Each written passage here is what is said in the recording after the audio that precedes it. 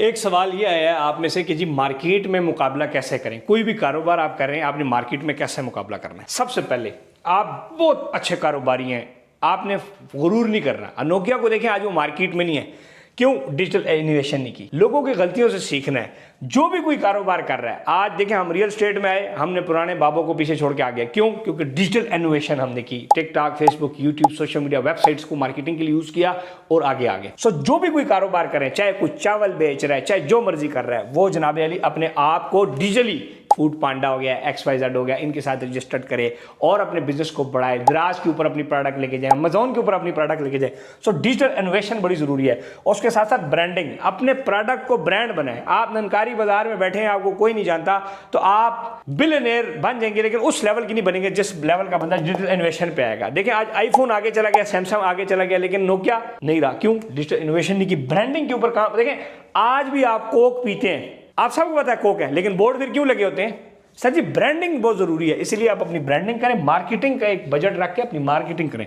दूसरा, सर्विसेज के ऊपर लाजमी बिलीफ रखें। आप बेशक जिस मर्जी, आप एक नई क्यों नहीं है, आप एक गाड़ी शोरूम, सबसे पहले सर्विसेज, लोगों को अच्छे तरीके से वेलकम करना, खूबसूरत चेहरे से, मुस्कुराहट से।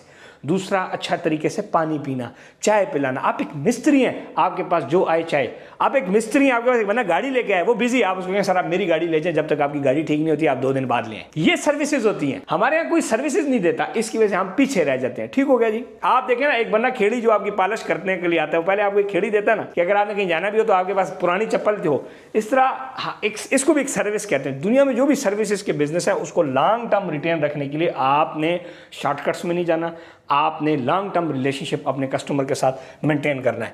फिर है डिफरेंशियल मार्केटिंग स्ट्रेटजी। एक डिफरेंशियल मार्केटिंग स्ट्रेटजी होता है कि लोगों से मुख्तलिफ चलना।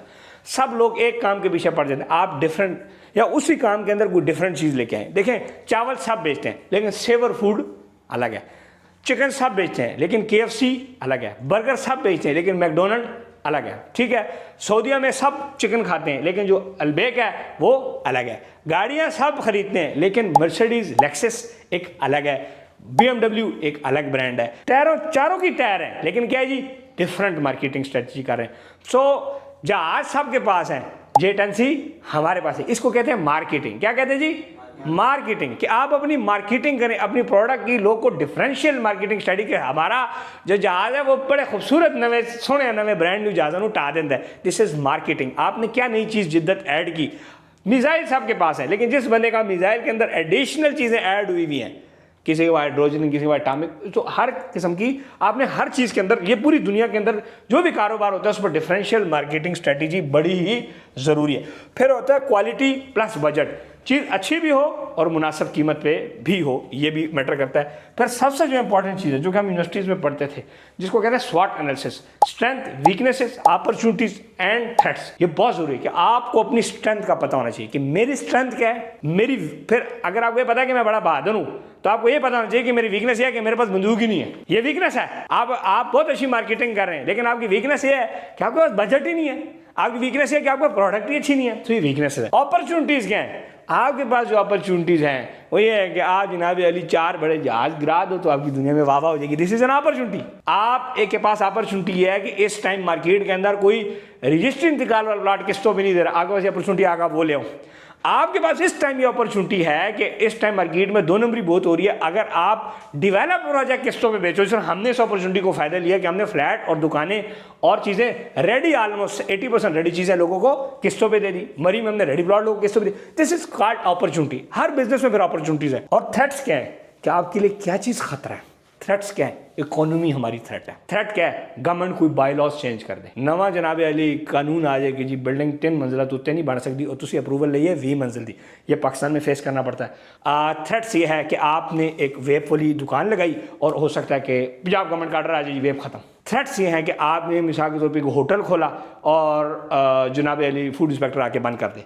थ्रेट ये है कि आप जनाब अली टेक्सटाइल की इंडस्ट्री है और जो एक इंस्पेक्टर है छोटा सा, वो आपके लिए थ्रेट है। किसी टाइम आके चिमनी से काला धुआं निकल रहा है, 5 लाख रुपया मान दे। This is threat. इन थ्रेट को कैसे कोप अप करना है? फिर आपने उन थ्रेट्स को कोप अप करने के लिए अपनी स्ट्रेंथ्स को यूज करना है। अब फॉर एग्जाम्पल एक थ्रेट है, आपके पास उसकी लीगल टीम होनी चाहिए, आपके पास क्वालिटी टीम होनी चाहिए जो कि क्वालिटी बरकरार रखे ताकि फूड वाला आपको कुछ ना कहे, आपके पास जो है ना एक अच्छी टीम होनी चाहिए जो कि अच्छी कंस्ट्रक्शन कर रही है ताकि आप जो बायलाज हैं उसको वो ना करें।